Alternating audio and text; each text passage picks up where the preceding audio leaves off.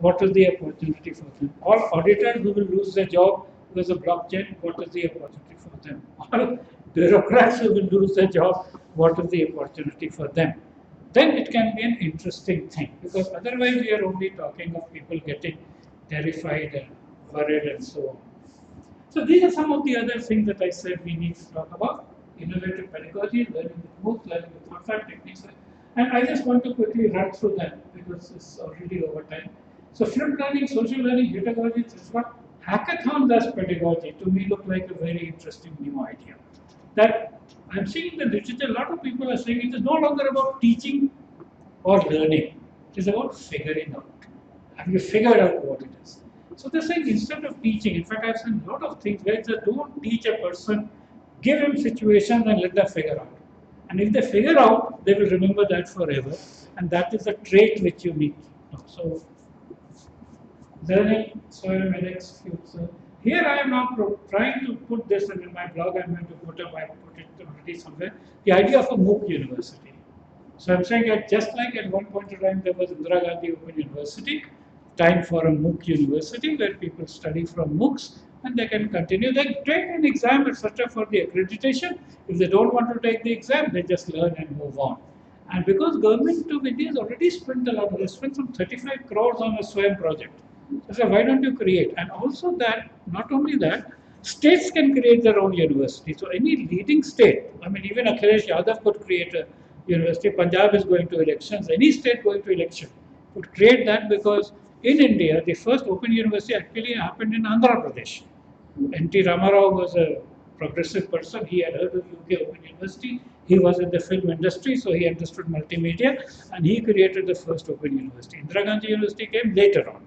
So there is a good opportunity for some progressive chief minister, Goa, Punjab, this, that, whatever, to create a MOOC university. And what they can do is that all colleges which are up to class 12, they can make them as MOOC access center, like this kind of a room with Geo 31 thing Wi-Fi. You can create this thing, and I used to say that just like LIC says, you can say college ke saath bhi, college ke baad bhi, and make it a lifelong learning center. Learning with WhatsApp. See, there's this math app from Malawi I talked about. Malawi is the poorest of fourth poorest country. That app is now being used by everything. I genuinely believe India can be an educational apps hub. We could create, and that's why I've created that award for the educational app. The idea is to stimulate people to start making apps. And really, because if an app for Malawi can be used in UK, apps made in India can be used in many different parts of the world. This is what is now important. I am wanting, see, my mission in doing all this is actually fourfold. One is to make every learner a better learner, to make every teacher a better teacher. See, we have this wrong notion that great teachers are born. I'm a great believer that you can teach people how to teach. You can teach people how to learn. These are techniques. And that's why I'm calling it the technique of successful learning. Now, good learners have these techniques. They can't articulate them. They follow them. It is part of their habits. If we can tell people how to do this, systematically do that, you can in 3 months' time make a poor learner a better learner. And if you made him a good learner, now he's okay. So that's the kind of a thing that we are talking about. Tinkering and making. See, one of the problems with our thing was, and I am part of that generation, we never did things with hands. Because कोई चीज टूट जाएगा. School में science में there used to be a caution money. If you break something, that caution money will be forfeited. So your idea is that nothing should break. Now, how do you do science without breaking anything and saving your caution money? And that's why India became so good at computer programming, because there was nothing to break. Program will not run, but nothing will break. But I think we need to create a new generation who's happy to make things. So tinkerers and makers, give them Raspberry Pi, Arduino, give them 3D printers, this, that. Let them make things and create things. Because unless you do that, you will not change the world. You cannot be just a nation of coders. That will not work. So you have to be able to do that. So that's another thing we want to encourage. And the art of thinking clearly. You see, very often, it's very interesting. When we think, we do what are called systematic cognitive errors. And this is a whole range of fallacies, etc., etc. There's a very nice book by this person, Rod Belly, The Art of Thinking. I would recommend that you should buy. It's available at a very low cost as a printed book, a couple of ₹100. It has hundreds of them, and it in fact begins with saying, you should all visit the cemetery. He says, we all media, we only hear stories of successful people. He says, for every successful person, so he said, let's take a person like Chetan Bhagat. You hear that? He said, for every Chetan Bhagat, there must have been 500 people who would have published books which nobody read. For every book which was published, there will be 500 people who wrote a book which nobody published. For everybody who actually was able to write a book, there will be 500 people who would have thought of writing a book but never finished it and so on. He said the problem is we see successful people in the media and then we think we will also become successful. He says go to the cemetery, see the dead people and therefore see the people who have failed. And it's a very important. So he says we over assume what we know and we underestimate what we don't know. And this gives us the biggest shocks in life. And then he goes on with a lot of things. And one of the ones I like very much is he quotes some very well-known person in the past. He said, even if a million people say a foolish thing, it is still a foolish thing. This is very important in this age of crowd, this thing. So you've got so many likes, so many things, but means nothing. Doesn't mean anything. No, but it needs a lot of confidence. A lot of confidence to stay away from the crowd. Everybody is doing that. Everybody is whatever. So it has a full set of almost 100 such things. Talks about logic of authority. अरे मोदी साहब के, अरे भाई मोदी साहब को क्या पता? So बहुत सारी चीजें नहीं पता होंगी. Correct. Right? So just because he's been elected doesn't mean a thing. The point is that there are so many of these cognitive errors in our thinking. And in terms of what Baba was saying and in terms of what I was saying, to me that is if I were to say I have to teach somebody a few skills, art of thinking clearly would be very important. There is a very famous fallacy which is called ergo hoc propter hoc. Ergo hoc propter hoc is after this, therefore because of this. Yeah. So there was a time when Modi was telling the world that after I became Prime Minister, oil prices fell down. And I said, after I started teaching flipped learning, oil prices came down. See, the point is, both of them are not they are not cause and effect. Two things happened after that. But if oil prices could come down because Modi became PM, oil prices also came down because I started teaching flipped learning. But this is our 90% thing. 90% we see two things correlated, we think that is the cause. Superstition. Oh, Billy crossed, something happened. This happened, something happened, and so on. So I think this is very important for us to understand that what are the right kind of things and avoid systematic. He's saying these are not errors because of not knowing something. It is systematic processing errors. Because we have cognitive biases, and if you figure that out, your decisions will be much better. I have seen so many people, because everybody was doing this, so I did it. Something else was doing this, so I did it. So on. These are the future things that I am talking about. About the MOOC University, I have started saying this. In fact, I tweeted when Javadekar became the HRM. I tweeted on that day, now is the time for a MOOC University. Then somebody asked, what is a MOOC University? And I gave some explanatory tweets. I was in a certain discussion on the National Education Policy. I again pushed that idea there. And tomorrow, Teachers' Day, in my blog, I'll again push that. Somebody might pick up somewhere, whatever. The other is the teacherpreneur, which we've been trying to develop further, but I seriously think we need to do that because the University of the Future, in fact, there is a very famous book called The Entrepreneurial University. There is a person who, when he talked about entrepreneurship education, it is very funny. We try to teach entrepreneurship education by people who are not themselves entrepreneurs. So this is an entrepreneurial university must have the vice chancellor as an entrepreneur. The professors. This is something like literally crazy. Like I have seen it. I was asked from one of the engineering colleges to come over there, and we are organizing a 3-day event for letting kids know, letting these engineering students know about entrepreneurship. And okay, I said okay, I'll come. I went there and I was having that 90 minutes slot for speaking. But before that, and they told me that somebody is coming from there to there, so I was happy. It's fine. But then what I realized, the first slot was around 15 minutes for the director of that institution, who actually do not know anything about. Then the second guy who was speaking was the person who will do the TPO kind of work. Again, speaking for around 20 minutes, and he was saying, Mr. Anupam has come, he will tell you a lot about this and Udyamita kya hoti hai, and then all those stuff. So, like, I was saying, this is so bookish. And then the third guy came, he was the MBA teacher for marketing, so he was talking about branding, how Ghadi detergent was much better than the HLL product because he was still surviving in this and having this much percentage of this, and how he was able to do it. And that's why this is entrepreneurship. And then I came. And I was not sure what to talk. When this was the precursor, what I'm going to talk. And then I said, come on, this whole thing what you have been hearing, I'm sorry to say, it is not at all about entrepreneurship. So entrepreneurship is when you actually understand you are going to make some like startup. It was about startup. So I said, startup is all the things that anything, it can be a not-for-profit, for-profit, whatever entity, but has been designed to grow fast. So let's talk about that. Let's not talk about the mundane things. And No, but that is the point about professors. Yeah. Professor. That's what I was. This is like, one more thing described there.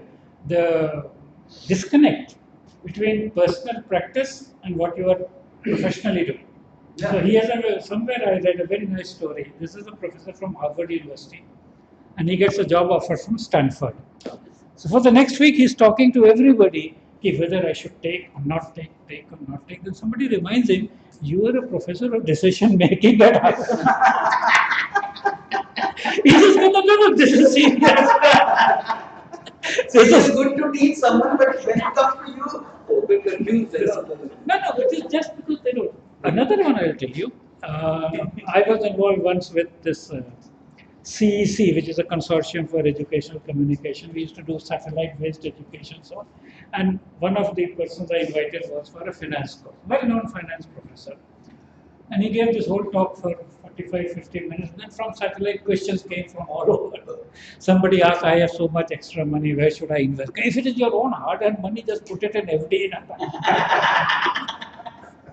So the third one is that there was this well-known management institute, and there was this company which was growing very fast and was having an issue of interpersonal relations. So they wanted some professor to come and teach them. So they went to the director and said, you see, Professor such and such, he's our expert on interrelationship management, personal management, etc., etc. So he said, fine, thank you, I'll go. But be careful, he doesn't get along with people.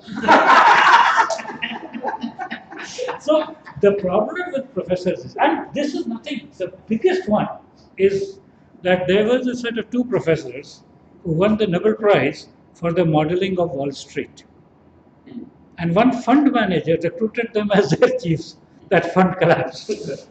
I'm forgetting the name very well. Whatever. So this is a very interesting story. But they got Nobel Prize for this thing. There's another story of a lawyer. So there was this university in Rajasthan who was having some case, etc. And the lawyer was doing that. And it was going on well. एक दिन को date हो गई, that lawyer was not available. So the vice chancellor thought कि जिस professor ने उसको पढ़ाया है उसको engage कर लेता हूँ, वो गए उनके साथ गए. So there's a lot of difference between the way professors do etc. But I think the teacherpreneur is what we need, because people should be able to live, and then it will respond to the thing that you're saying, the real thing. Finally, here is something I want suggestions from you. See, what I have been doing so far is now evolving to something which I can call a mobile lifelong learning academy. And we can make a full entity out of it, as you said, admissions procedure, this procedure. We can also say you can take an exam and get a certification and so on. So MOOCs is one kind of thing. I am a mobile lifelong learning academy in the offing. I am seeking from you a good name for it with an acronym, which we can then stabilize. Like we create a smile for this event, but we can make this really big. And I've tried to check. So far, there aren't, I couldn't find any, but I can presume that there are not many platform for a full mobile-based education. There are mobile apps. There are this thing, but a full educational platform where you register. So there is a bank which is as an app, but I have not seen any learning solution completely as an app. It is something in addition to that. So all universities have their app, all these things have their app, but a whole mobile learning model as an app, I haven't seen. And therefore, I was thinking that if we have a nice name for it, but my emphasis is on lifelong learning. Because one of the things that has happened, and with the fourth industrial age will happen, we will need a lot of people to be educated who are in the 35 and 40s. Yes, very good. Right? Now, these people already have degrees. Yes. So for them, it is not important. They already got their MBA, BTech, MTech, everything, but they are out of place. And that is where this becomes a good solution. Yes. So the thinking of defining the name, the sixth element, is precisely this. Five elements everyone knows. The thinking 12 years back we had a group like this in the school. But look, the schools, the colleges or any institutions, people hate to go there because they demolish learning. So if we can create a school for that matter, an academy, where the joy of learning continuously, where every day you go, get up, you go to school or college or whatever. So while the word sixth element is an IP of the company, given that we've learned so much from you, I'm happy to offer that name. No, thank you very much. So just saying that things like this. Yeah. I guess this is just one. Because the idea is that my thought process, the way we are going is that we will also have there a stream which asks you for suggestions of what you want to learn. See, this is what we debated there between personal learning and personalized learning. So I'm saying I created a set of triggers. Now we can say all of you keep on suggesting topics which you think should be there, and then we can keep on Incorporate. So like that, see, I'm looking at a model like Uber or Airbnb or whatever, which is a collaborative model. You're giving a hub to be able to work together, and whatever services people need, you can create a little bit if they need to make videos or this or that. That can be done quite easily. But it should fulfill the needs that people are saying. So if somebody says that I want to know this, and then we pull out and post something. So who can contribute to this? And if some people contribute, we put that together. And we are talking of learners who are keen and want to learn because they want to learn, not for the piece of certificate, right? So but thank you for this. We can use that. In fact, the sixth element, I gave another interpretation to him. So I said in the periodic table, carbon is number 6, and carbon under high pressure is diamond, and the sixth element is therefore the diamond within you. As a matter of fact, I have always felt the MOOC university should be called the learner-led or the user-led university. In that sense, because the reason MOOC university is the right phrase for those who want to make a university is that MOOC has become a buzzword. And accepted. In fact, I have said in many of my posts, MOOC is the story of the ugly duckling of distance learning, which has become a swan.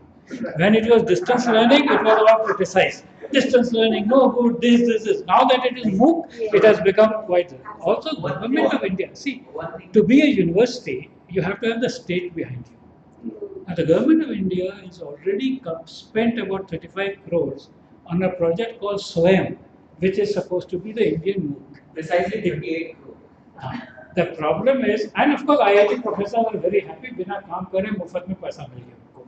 See, for the same lecture with the gift, वो 2-2 लाख हर lecture का मिल गया. वो lecture दोबारा हो गया तो कुछ और मिल गया. Whatever. So IIT professors are very happy.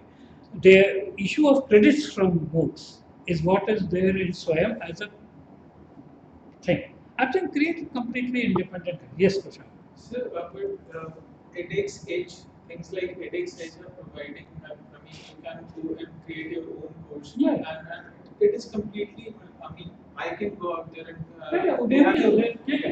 there are many people who are actually providing the entire Platforms, framework exactly. of Facebook. So See. you don't need to be bogged down with all the technicalities, and you can actually. But actually, the point is, I saw Udemy as one of my favorite models, right? MOOC platforms, those are. Yeah, right. But I'm saying you don't even need that platform. See, in my model, the platform is WhatsApp will the work. community. The whole thing is that what we are saying is effective. The next course is basically to help people run a course on WhatsApp. Okay. After that, whatever people know, they can run course on WhatsApp. So what we are talking of is providing a common brand. That's all. So you can create a WhatsApp course, run it on your Steam. So you run it as Kushag or whatever you get. Or if you've created a name, we use this to reach out to people. So it's like a consortium of consultants. If you look at many consulting companies, the model they have is that each of them is an independent consultant. Here is a hub or a common brand under which they do, and the common brand helps them reach out. That's a green workforce, sir. Huh? That's Yeah, a green workforce. exactly. No, and many, so there are various models. So now green workforce will do all kinds of things, whereas we will talk about a certain set of things. So the idea of such a branding is also this, that when she says between a lot of noise, you want to know, okay, why is this reliable? Is this? See, take IITs for example. Has got a brand. Nobody knows who's the professor there, right? You go to an IIT because, and I'm saying this because I am the same person. I've taught in Canada, I've taught in Allahabad College, I've taught in IIT, I taught in IGNOU. In IGNOU, my reputation is a little less than IIT. So if I tell somebody I'm an IGNOU, he doesn't know me, he will treat me with a certain level. Say I was from IIT Kanpur, he will treat me at a different level. So the branding will come around each of such projects. So if we create a set of things, and that's why I have taken this identity of the fourth industrial age. So I am actually riding on this fourth industrial age aspect. My site also is called Education in the Fourth Industrial Age. My program has been called Education in the Fourth Industrial Age. So that is the point of attracting and getting noticed. Sir, I have 3 points. Yes. One is fourth industrial age coming and the need of transformation. Yes. etc. Right. So we are building the group of aware Yes. students, parents, teachers, Right. group of aware. And there are set of ignorant people. Yes. And there is a conflict. Yeah. Now my question is, gap. Okay, no, conflict is also interesting. inducing a kind of arrogance, a kind of rebellion, among the aware, who fight against ignorant. It could be a bright student, who goes against rebellion against a teacher who is ignorant. That this is not happening. I'm not going to study history. I don't want this subject. Instead, I'm studying, machine learning. I want IoT. So, what is the better way of handling this? No, I think there's nothing wrong with this. In fact, the whole idea over here is to emphasize learning, because I am no longer on history versus technology. If you notice, I begin with the first industrial revolution, second, third, fourth. I'm talking of Renaissance, etc. So what I'm saying is this compartmentalization is not important. It is the universal approach, bigger approach, integrated approach towards solving problems and critical. The earlier approach was specialization. So you said physics, chemistry, within physics, you said solid state physics, within that nuclear physics, within that cosmology, etc. So today we are not talking that. Today we are saying we want to create a better world. Anything that we see, we are interested how can we make it a little better and hopefully more better. And therefore we need to work from different directions. So I actually grew up in this area that maths is most superior, physics is then chemistry, biology is useless, etc. But today I am not like that. Today I think that everything is very, very important. You need to fit it, and therefore this cognitive flexibility is a very important aspect. And that's why in my post I showed you about the Nobel Prize winner who wrote a poem about the worm for which he won the Nobel Prize. And Robert Oppenheimer talking about this. So the idea is that when we say that previous thing was wrong, it was because it dehumanized us at a certain level. And it dehumanized us because at that time, that was the most efficient way of doing. Because you segregated. And you said that, in fact, it is very amazing that if you look at in physics, we used to have nuclear physics particle physics, Yeah. solid state physics, surface physics, this physics. So, now why would you say? And physics is one part of knowledge called science. And science is only one way of knowledge. See, we have got obsessed with science as the right one. Science is only 1% way of knowledge. 99% is not science. It is intuition. It is whatever. Science. What does science mean? Reproducible, experimental. Every time there will be things which are not reproducible. Right? That doesn't mean it is any less true. So the second point. Yeah. Second point, many had suggested alternative to WhatsApp. Yeah. Now, do we really, have a kind of a closed evaluation? No, or I will something like share that? with you. See, to me, I'm open to an alternative to WhatsApp, but let it come along. These are like different preferences of people. None of them is as dominant as WhatsApp. So I am, as I said, fortunately for me, I have come a long way from Fortran, COBOL, also data division, identification, environment division, procedure division. So I have no problem. I have no this thing. I've gone through basic Pascal, C++, etc. I was a great Windows user. When Windows 95 came, I was elated launching those things and so on. Today, I find WhatsApp very convenient and useful. Two things there. And there are a lot of people have got used to it. But tomorrow, this is a large-scale migration to rely on Geo app.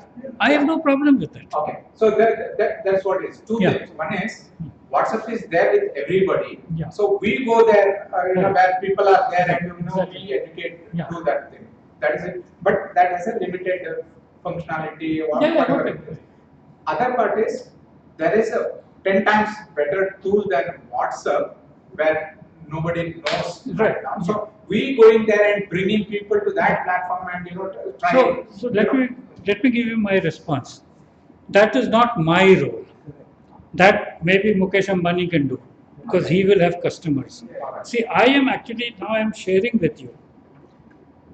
The reason I am riding on WhatsApp is people are already habituated to it. Yes. See, the point is that WhatsApp will also evolve. In 250 this states, they will go. apart from that, see, this would not have been so successful if I taken any other platform, right? Got it. Because the thing. So, and I'm saying that there's a certain degree of being hooked to WhatsApp.